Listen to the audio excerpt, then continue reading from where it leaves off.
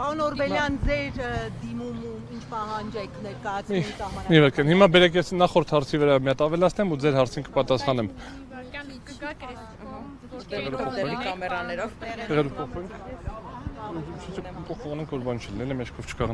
Լավ, նայեք,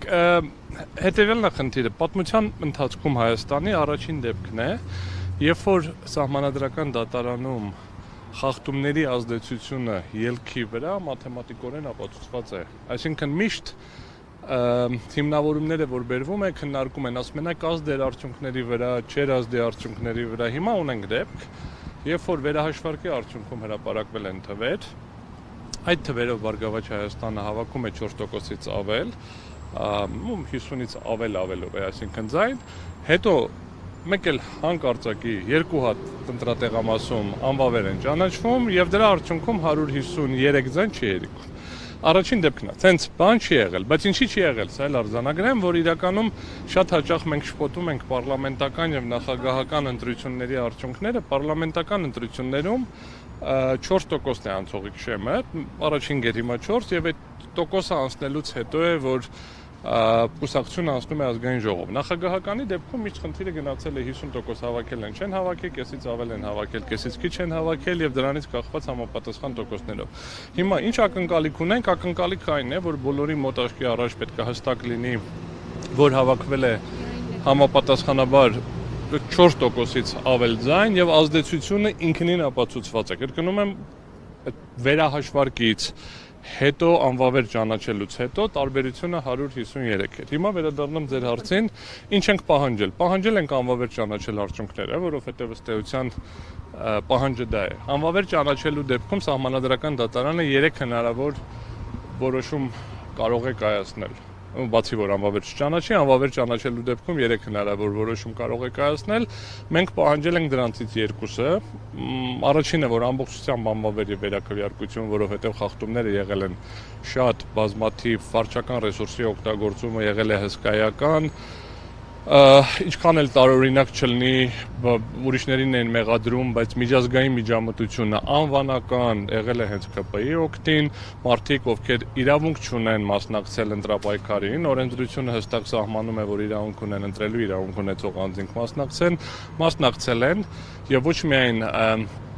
պնդել են աջակցել ԿՊ-ի տեխնացությունը, այլ նաև ԿՊ-ն է դա վերցրել եւ իր ընտրավշավի մաս դարձրել, խոսքը գնում է մի շարք այլ երկրների նախագահների կամ բարձրաստիճան պաշտոնատար անձանց կողմից ուղղակիորեն միջամտություն ներկայացնող այդ տեքստերը։ Չնայած էլ կրկնում եմ, իրենք էին պնդում, որ միջամտություններ կա ինչ որ երկրներից։ Հիմա առաջին պահանջը եղել է դա, որ անվավեր ճանաչվի վերաքվեարկություն համապատասխանաբար ապահովելով իրավունքի գերակայությունը։ Խոսքը վերաբերվում է նաև արհեստական քրեական գործերին, բերման ենթարկելուն, սևացնելուն ուղղված պնդումներին եւ դրա ապոգեյը եղավ այսօր էր թե երեկ էր, 2 օր առաջ, երևի, երբ որ հարց տրվեց բանից օդանավակայանի ԱԱՑ-ի երեկ էր։ Դա ապշեցնող ուղղակի մարդու իրավունքների, անհատական տվյալների պաշտպանության, պետության պարտավորությունների տգիտության գագաթնակետ է, ինչա նշանակում ԱԱՑ-ն երբ կուզի կտարածի այդ տեղեկատվությունը։ ԱԱՑ-ն իրավունք չունի որևէ տեղեկատվություն տարածել եւ բերվեց մեկ օր։ Դա այդ կտորի չէ ուզում անդրադառնամ, շարունակեց, ասեց, այ մի անգամ էլ է եղել։ Եվ Անդրանիկ Թևանյան, ով ԲՀԿ ցուցակի երկրորդ համարն էր։ Այսինքն սա ուղղակիորեն ցույց է տալիս հենց վարչական ռեսուրսի ամենատիպիկ օրինակը։ Հետևաբար ակնկալում ենք վերաքվեարկություն օրենքով սահմանված ընթացակարգերով, պահպանելով ամբողջ կանոնները, բայց որպես այլընտրանք, հաշվի առնելով, որ մաթեմատիկական, ինչպես նշեցի, ԲՀԿ-ն ուներ այդ 4%-ը, առնվազն մանդատների բաշխման այլ կարգ, որով ԲՀԿ-ն կանցնի ազգային ժողով։ Պարոն Օրբելյան, վերահաշվարկ ամբողջ հանրապետությունը։ Վերահաշվարկ չէ, վերաքվեարկություն, ուրիշ տարբերակ չկա։ Վերաքվեարկություն ամբողջ։ Ուրիշ տարբերակ չկա։ Ուղղակի եթե կենտրոնական ընտրական հանձնաժողովը ուներ մի քանի տարբերակ, այդ թվում նաև ընտրատեղամասերում վերաքվեարկություն իրականացնել, ապա բանի դեպքում, սահմանադրական դատարանի դեպքում նման հնարավորություն չկա, կամ ինքը պետք է անվավեր ճանաչի եւ ամբողջությամբ վերաքվեարկություն նշանակի, կամ պետք է մանդատների այլ կարգ սահմանի, այնտեղ մի տարբերակ էլ կա, երկրորդ փուլ մենք համապատասխանաբար չենք պահանջել։ Դուք եք ներկայացուցիչներ նույն պատկերը, որ հստակեցնեք ինչի նկատի ունեք 4% անցնելը, թե ընտրախախտումները։ Եվ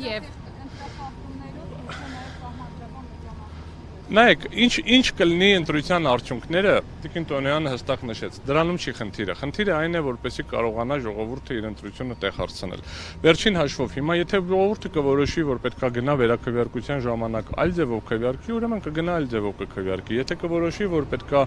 այլ ձևով ի օգուտ ընդդիմության քվեարկի, ուրեմն ընդդիմությունը, երբ որ կլինի երրորդ ուժերի, չորրորդ ուժերի, ուրեմն չորրորդ ուժերի։ Խնդիրը հետեւյալն է։ Այդ վերաքվեարկության ինստիտուտի ամբողջ իմաստը կայանում է հետեւյալում։ Եթե տեղի են ունեցել խախտումներ, որոնք հնարավորություն չեն տալիս իրականում պարզել ժողովրդի կամքը, իսկ մենք խոսում ենք դրա մասին, ապա պետք է լինի վերաքվեարկություն, բայց ոչ թե ավտոմատ տեխնիկական, մեխանիկական գործողություն, այլ ապահովելով իրավունքի գերակայությունը այն սկզբունքները, որոնք կան։ Հետևաբար Սահմանադրական դատարանի որոշման մեջ ակնկալում ենք ոչ միայն եզրափակիչ մասը, որ ասի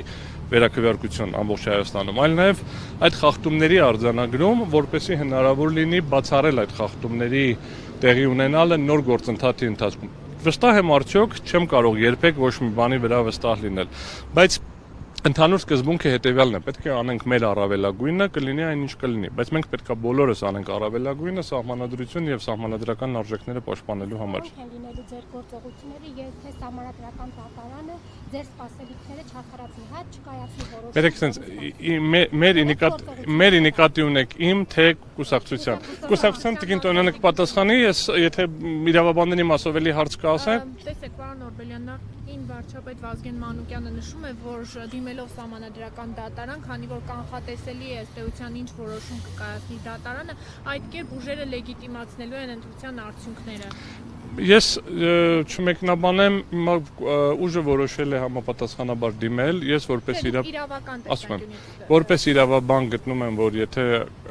կա որևէ այցյան, որտեղ պետք է դիմել եւ մի հատ էլ շանս տալ կարգավորելու այս հանգամանքը կարծում եմ անհրաժեշտ է, պետք է Սահմանադրական դատարանը խուսափի այն իրավիճակից, երբ որ նախկին աջաններում բոլորը նիստից հետո ասում էին մեզ խաբեցին, չեմ մասնավորեցնի ինչում խաբեցին, Սահմանադրական դատարանին էլ որ խաբելու լինեն, թող իրանք իմանան, որ իրանք խաբում են։ Համապատասխանաբար հիմա ինչ որոշում կկայացնի չեմ կարող ասել, բայց փաստը մնում է փաստ, որ կա շատ մաթեմատիկական դիմում։ Մաթեմատիկական, որ ասում եմ, շատ միանշանակ, աներկբա, հստակ, այսինքն այդ իմաստով։ Այստեղ մեր դիմում կա որոշակի հատվածներ, որտեղ ավելի ընդհանրական են խախտումները, որովհետև շատ են, ասենք, հա, վարչական ռեսուրսի օգտագործումը, բայց մնացած դեպքերում այս վերջին կտորին թվաբանական կտորը շատ հստակ եւ միանշանակ է եւ բոլորի աչքի առաջ է լինելու կտեսնենք։ Հիմա վերադառնալով լեգիտիմացնելու լեգիտիմությունը ինքը քաղաքագիտական, քաղաքաիրավական կատեգորիա է, նույն տրամաբանությամբ կարելի է պնդել չմասնակցենք ընտրություններին կլեգիտիմացնենք, նիստին կլեգիտիմացնենք, մյուս կողմից էլ կարելի է իհարկե համաձայնվել ասելով, որ ցանկացած իրավական գործընթացի մասնակցություն ցույց է տալիս որոշակի վստահության էլեմենտ, բայց քանի որ գործող սահմանադրության շրջանակներում այլ ընթացակարգեր արկա չեն, մի հատ ընթացակարգ փորձեցին գործընկերները միասնության թևերից, այն վերջին երկու որոշումներից երկրորդը բողոքարկում է Սահմանադրական դատարան, բայց այն մեծ որոշումը, որտեղ երկար ինչ-որ նկարագրել էր իրարահակաս պնդումներով կենտրոնական ընտրական հանձնաժողովի այդ որոշումը, դա փորձեցին վարչական դատարանը համապատասխանաբար չընդունեց։ Հետևաբար այլ իրավական գործընթաց կան դա, մենք այս պահին ոնց որ հրատապ չենք տեսնում, ինչը չի բացառում մնացած բոլոր իրավաչափ օրենքի շրջանակներում տեղի ունեցող գործընթացները, եթե պատասխանեցի ձեր հարցին։ Ներկայացուցիչները 3 հոգով ենք, ես եմ, իմ գործընկերն է Վահեն Գրիգորյան եւ Էլինա Վարդանյան, ըստ էության օրենքը թույլ է տալիս 3 հոգու մինչև 3 հոգի ներկայացուցիչ ունենալ, մեզնից ով կներկայացնի որ մասը արդեն տեղում աշխատանքային ռեժիմով կորոշենք։ Մանդատների այլ կարգ սահմանելը ինչ է։ Մանդատների այլ կարգ սահմանելը նշանակում է հետևյալը. եթե Սահմանադրական դատարանը գա եզրահանգման, որ կենտրոնական ընտրական հանձնաժողովը իրավասու չէր անվավեր ճանաչել այն երկու տեղամասերում արդյունքները, ապա բայց այն մնացած արգումենտների հետ չհամաձայնվի, որոնք իմ կարծիքով պակաս ուժեղ չեն, պակաս միանշանակ չի այդ ազդեցությունը, ապա պետք է գա եզրահանգման, որ իրականում ձայների այլ բաշխում է լինելու եւ